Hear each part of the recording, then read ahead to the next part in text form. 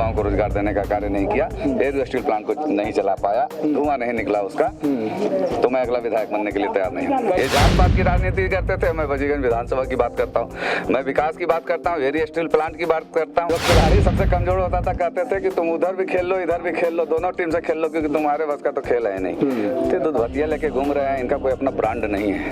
आसमान में जाना बंद करो, पहले जमीन को सही करो, हमारी नलियां सही कर दो, हमारी गलियां सही कर दो। जब तक गाँव का विकास नहीं होगा, जब तक युवाओं को रोजगार नहीं मिलेगा, किसी देश का विकास संभव नहीं है मेरे दोस्त। नमस्कार, आप देख रहे हैं लाइव सिटीज, मैं हूं वसीम खान। लाइव सिटीज की टीम वजीरगंज विधानसभा क्षेत्र में लगातार जनता से जुड़ रही है। जब जनता से हम जुड़ रहे थे तो एक नाम जो निकल कर सामने आ रहा था वो था चितरंजन कुमार उर्फ चिंटू भैया। हमारे साथ वही शख्सियत मौजूद है, भारतीय सब लोग पार्टी के कद्दावर नेता हैं और इस बार वजीरगंज विधानसभा क्षेत्र से दावेदारी भी ठोक रहे हैं। सर, कैसे बाजा बजेगा इस बार वजीरगंज विधानसभा क्षेत्र में? सबसे पहले तो मैं लाइव सिटी को धन्यवाद देना चाहता हूं कि आपने इतने दूर आने का कष्ट किया और वजीरगंज विधानसभा में आपका स्वागत है। वजीरगंज की महान जनता आज पीड़ा में है। उस पीड़ा को दूर करने के लिए, उस व्याधि को दूर करने के लिए चुनाव आयोग ने हमें अंग्रेजी बाजा दिया है, जिसको हिंदी में ट्रम्प, अंग्रेजी में ट्रम्प और हिंदी में तुरही कहते हैं और देसी भाषा में अंग्रेजी बाजा कहते हैं। तो इसी बाजा से जनता इस बार विरोधियों का बाजा बजाने वाली है और वजीरगंज के महान जनता उनके किसी झांसे में नहीं आने वाली है और हम वजीरगंज बनाने के लिए निकले हैं और नया वजीरगंज बना के एकदम लगे हैं। चलिए चलते चलते बात करते हैं चिंटू भाई। ये बताइए किन मुद्दों को लेकर आगे बढ़ रहे हैं? धीरे धीरे सारे मुद्दे ही हैं, कोई मुद्दा पूरा ही नहीं हुआ है। अच्छा, आप किन मुद्दों को लेकर आगे बढ़ रहे हैं? क्या लगता है जनता किस लिए आपको वोट करे, किस लिए आप पे विश्वास जताए? देखिए, मैं सिर्फ वजीरगंज की बात करता हूँ, मैं पूरे बिहार की बात नहीं कर रहा हूँ। मैं भी वजीरगंज की बात कर रहा हूँ कि चिंटू भैया जो काफी प्रसिद्ध है, जनता चिंटू भैया को खोज रही है, तो क्या करेंगे उन लोगों के लिए चिंटू भैया? देखिए, हमारे यहाँ वजीरगंज में 12 साल पहले एयर स्टील प्लांट की नींव रखी गई थी। अच्छा। लेकिन आज तक उसमें एक ईंट नहीं लगी है। अच्छा। चुनाव जीतने के बाद पटना तो मैं बाद में पहुंचूंगा। अच्छा। लेकिन मेरी आवाज, वजीरगंज की जनता की आवाज पटना पहले पहुंच जाएगी और मैंने वादा किया है, वादा नहीं वचन दिया है कि वजीरगंज के स्टील प्लांट का धुआं अगर अगले 5 साल में नहीं निकलता आया और उसमें स्थानीय युवाओं को अगर रोजगार देने में भी विफल रहा तो अगले साल मैं चुनाव में नामांकन भी नहीं करूंगा। मैं प्रतिनिधित्व छोड़ दूंगा वजीरगंज का और मैं अगला चुनाव नहीं लड़ूंगा। अगर मैंने वहाँ 10,000 युवाओं को रोजगार देने का कार्य नहीं किया, एयर स्टील प्लांट को नहीं चला पाया, धुआं नहीं निकला उसका, तो मैं अगला विधायक बनने के लिए तैयार नहीं हूँ। कई दावेदार मैदान में है, ऐसे में चिंटू भैया को जनता क्यों वोट करे, बेहतर क्यों है दूसरे उम्मीदवारों से चिंटू भैया? देखिए, बाकी के उम्मीदवार जो हैं पूरे लॉकडाउन में, कोरोना में कहीं नजर नहीं आए। अच्छा। जब उनको आवश्यकता थी, एक छोटी सी विपत्ति जब आई देश के ऊपर और प्रदेश में, तो ये स्थानीय विधायक, एमएलए और जो जनता के रहनुमा कहलाते हैं अपने आप को, कहीं नजर नहीं आए। और अभी तक तो आप देखिए कि बाकी के जो नेशनल पार्टियों के उम्मीदवार हैं और एक इंटरनेशनल पार्टी भी अपने आप को कहती है, तो उसके उम्मीदवार भी जब तक टिकट नहीं आया तब तक वो अपने बिल से नहीं निकले। अच्छा।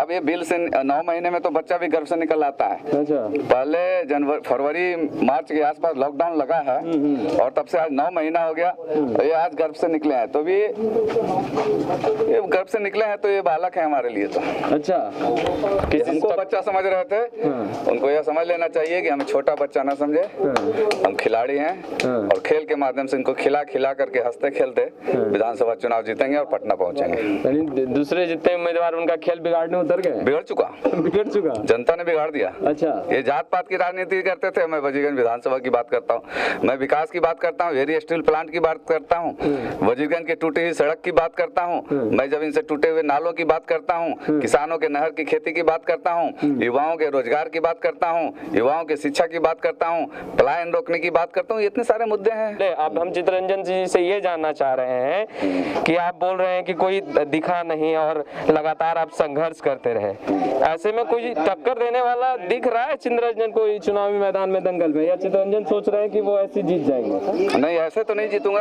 वजीरगंज की महान जनता जीतेगी इस बार, चिंटू भैया की यह जीत नहीं होगी, क्योंकि आज के तारीख में मेरे सामने कोई वर्तमान एमएलए नहीं है। जो वर्तमान एमएलए थे वो पहले दूसरी विधानसभाओं की ओर जा रहे थे, तो वो वजीरगंज की महान जनता ने उनको नकार दिया था। जब उनको मौका वहाँ नहीं मिला तो यहाँ अपने एक क्या बोलते हैं उसको, दूध भतिया कहते हैं। हम लोग जब खेलते थे तो जो खिलाड़ी सबसे कमजोर होता था कहते थे कि तुम उधर भी खेल लो इधर भी खेल लो, दोनों टीम से खेल लो, क्योंकि तुम्हारे बस का तो खेल है नहीं। तो दूध भतिया लेके घूम रहे हैं, इनका कोई अपना ब्रांड नहीं है। चलिए चाचा भी आपसे मिलना चाहते हैं, तो चितरंजन जी हैं, इनसे एक आखिरी सवाल पूछेंगे। आप अभी जात की बात कर रहे थे कि जात पात से उठकर वजीरगंज विधानसभा की जनता इस बार वोट करेगी, आपको ऐसा क्यों लगता है? क्योंकि बिहार में जातीय समीकरण हमेशा से चुनाव में हावी रहा है और हमेशा से जातीय समीकरण के आधार पर ही वोटिंग हुई है। आपको ऐसा क्यों लग रहा है कि वजीरगंज विधानसभा क्षेत्र में जातीय समीकरण कुछ भी खेल बिगाड़ने में सक्षम नहीं हो गया, ऐसा क्यों लग रहा है?